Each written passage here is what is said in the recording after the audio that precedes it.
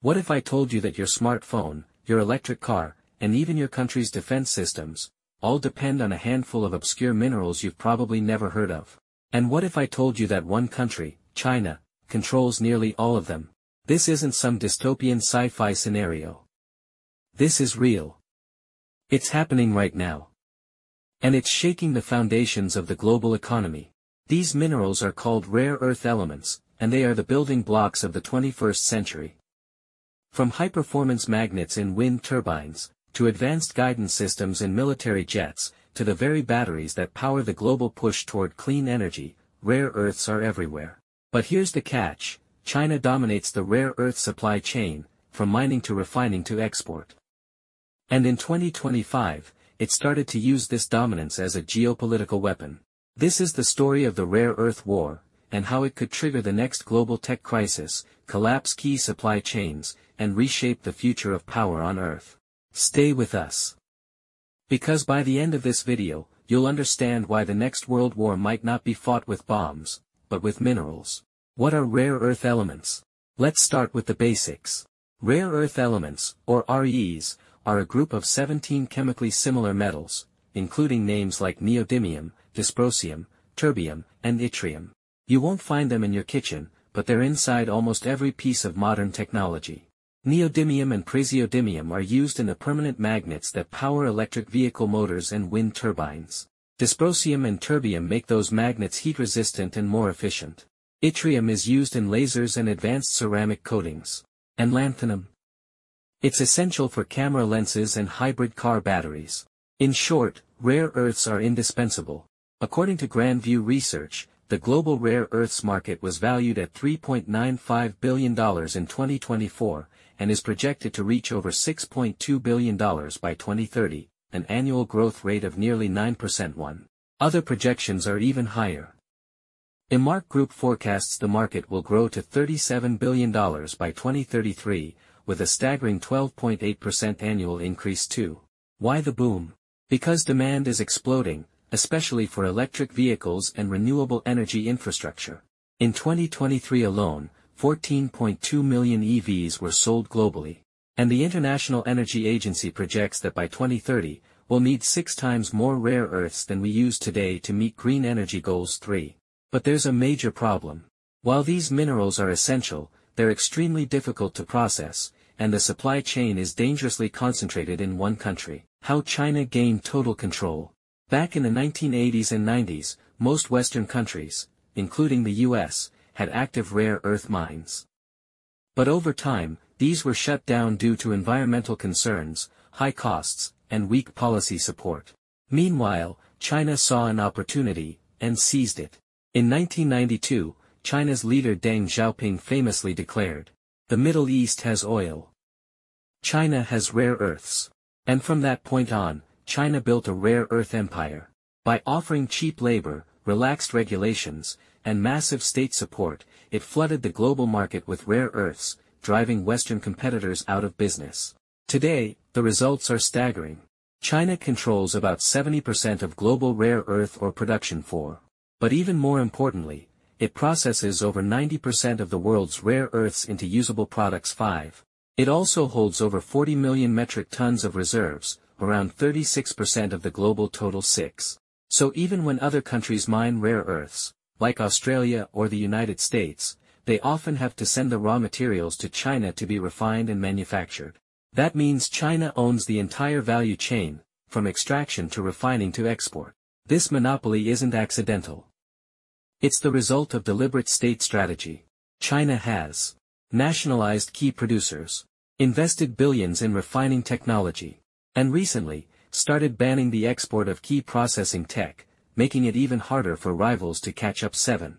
And the world is just now waking up to the implications. In 2024 and 2025, rare earths officially entered the realm of economic warfare. April 2025, the magnet shock. In April 2025, China escalated the economic battle. It added 7 critical rare earth elements to its export control list, specifically targeting magnet materials like samarium, gadolinium, and yttrium-8. Almost overnight, exports of rare earth magnets dropped by 75% compared to the month before. 9. This sent shockwaves through global supply chains.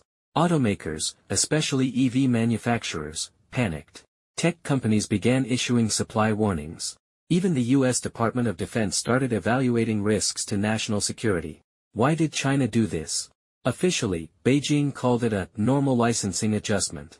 But analysts say it was a direct response to new US and EU tariffs, especially those targeting Chinese EVs and batteries 10. In other words, China is sending a message. You hit our car exports. We'll hit your rare earths. The move had massive economic implications. Chinese magnet manufacturers themselves lost up to 50% in export revenues, leading to layoffs and factory slowdowns. But China was willing to absorb the pain, because it knew the rest of the world had no alternative supply. 11. This wasn't the first time China used rare earths as a weapon. In 2010, it cut off exports to Japan during a diplomatic dispute, causing global prices to skyrocket and forcing companies to scramble for alternatives. But this time, the stakes are much higher. In 2025, the global economy is far more dependent on rare earths than ever before, especially with the green transition accelerating. If China tightens its grip further, we could see a global tech freeze. Myanmar, India, and the fragile supply chain. While China dominates rare earth processing, it's not the only country with raw materials. One surprising player.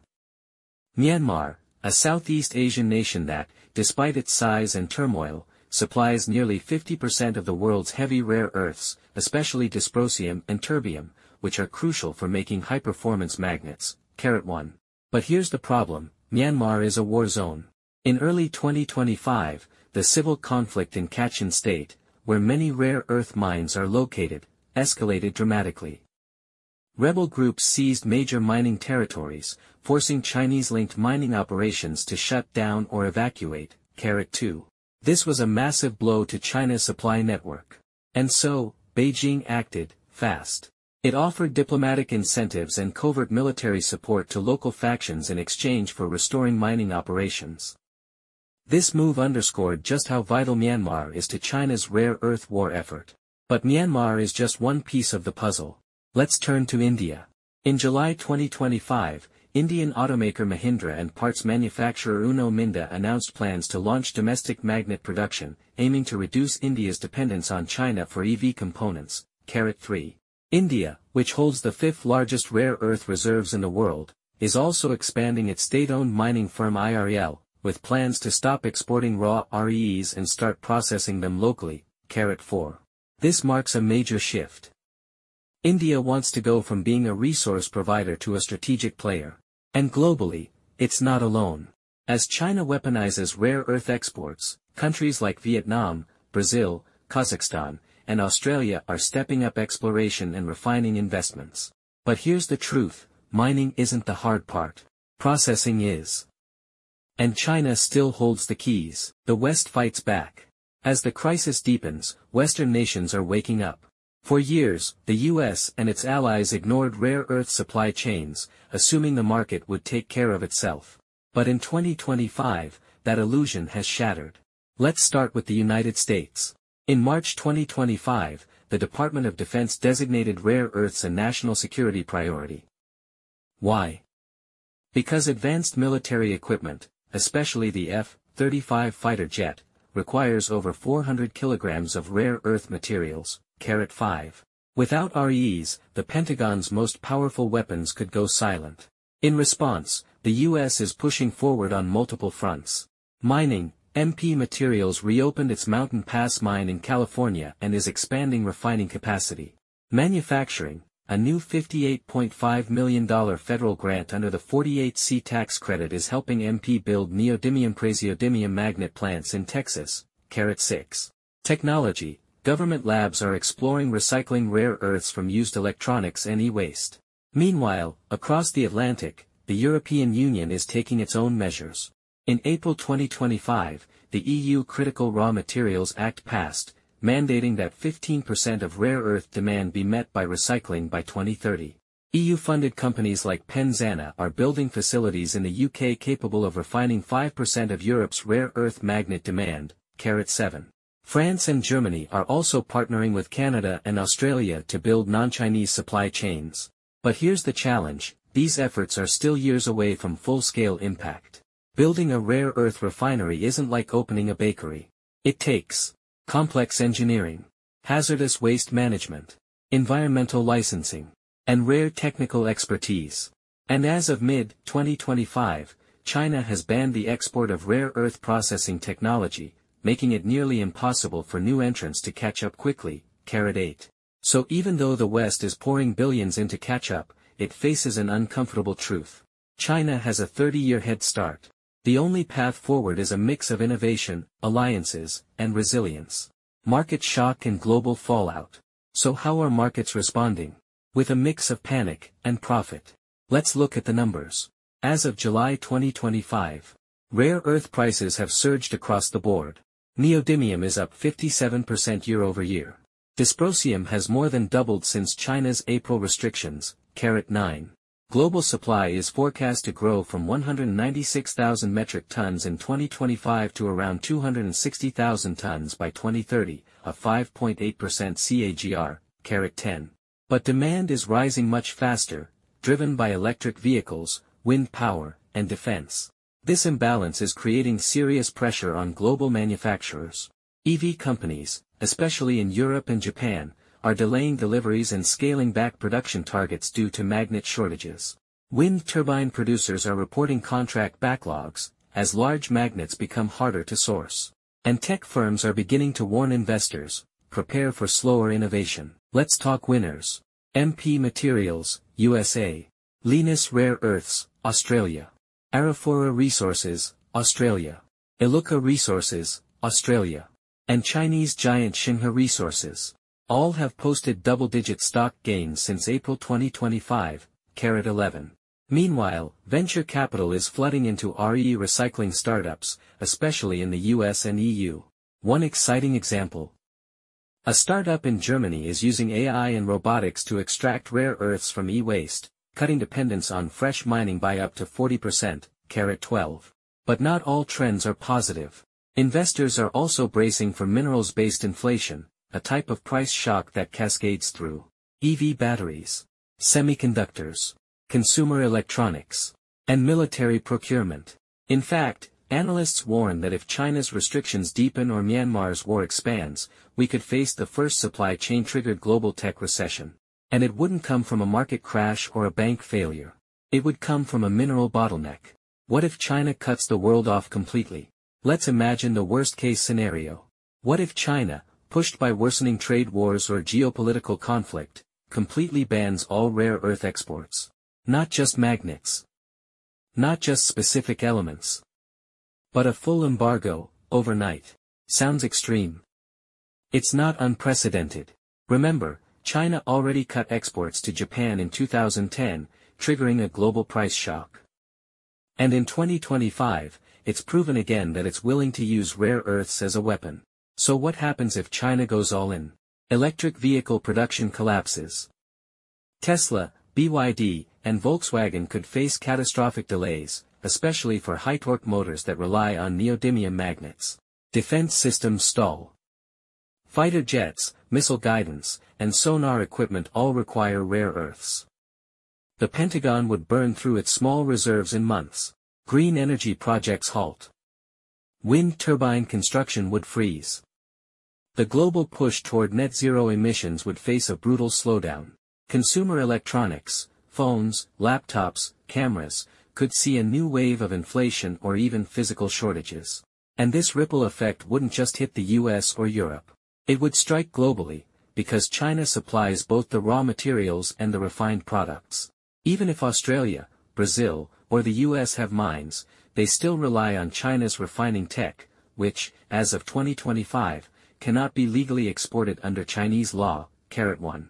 Some estimate that if such a ban were enacted, it could cause a global GDP contraction of up to 1.5%, concentrated in tech-heavy economies. 2. This is not just a supply issue. It's a strategic choke point. And China knows it. Innovation versus dependency. So what's the solution? How does the world move beyond Chinese dependency? The answer lies in three parallel strategies. 1. Scaling up mining outside China. The US, Canada, Australia, and India are rapidly increasing exploration and mining activity. Lynas Rare Earths is expanding operations in Western Australia and Malaysia. MP Materials is developing full-cycle supply chains in the US. India's IRIL is investing in integrated magnet manufacturing. But remember, mining is only the first step. The real bottleneck is processing and purification, the stage China has mastered. 2. Recycling and urban mining. Rare earths can be recovered from e-waste, old electronics, batteries, motors. In Europe, startups are using AI-guided robots to extract REs from discarded phones and wind turbine magnets, reducing waste and costs by up to 40%. 3. Japan has already achieved a 16% recycling rate, and the EU aims for 15% by 2030. 4. If successful, recycling could cut dependence on fresh rare earth extraction by up to 1/3.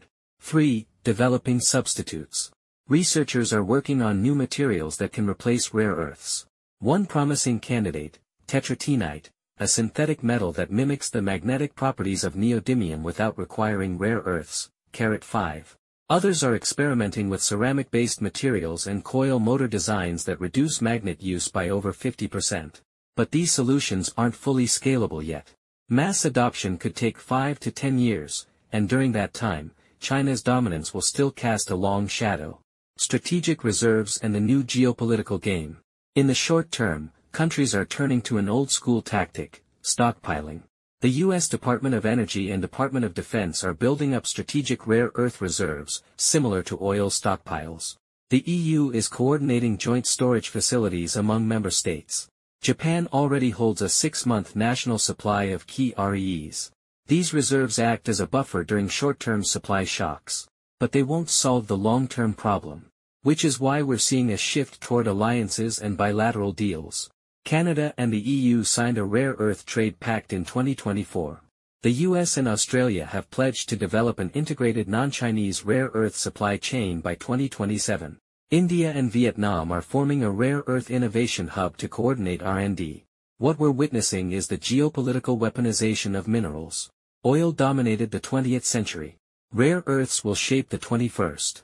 And whoever controls them, controls the future. Let's bring this together. Rare earth elements are the invisible foundation of our modern world, essential for everything from smartphones to satellites, electric cars to missiles. And right now, China holds nearly all the cards. In 2025, we've seen the first true skirmishes in what's becoming a full-blown resource war. China slashed exports. Global supply chains buckled. Governments panicked. Markets shifted.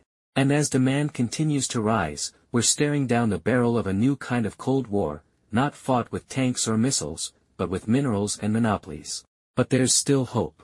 The West is investing in mining, innovation, and recycling. Alliances are forming. And technologies are emerging that could finally loosen China's grip. The question now isn't just how much we need rare earths. It's how far we're willing to go to secure them. Because in the age of artificial intelligence, electrification, and planetary defense, the next war won't be over oil. It will be over the elements powering the future. This is the Rare Earth War. If you found this breakdown helpful, make sure to like, comment, and subscribe to WorldFlow Finance. We bring you weekly deep dives into the geopolitics and economics that shape your wallet and your world. Hit the bell so you don't miss what's coming next.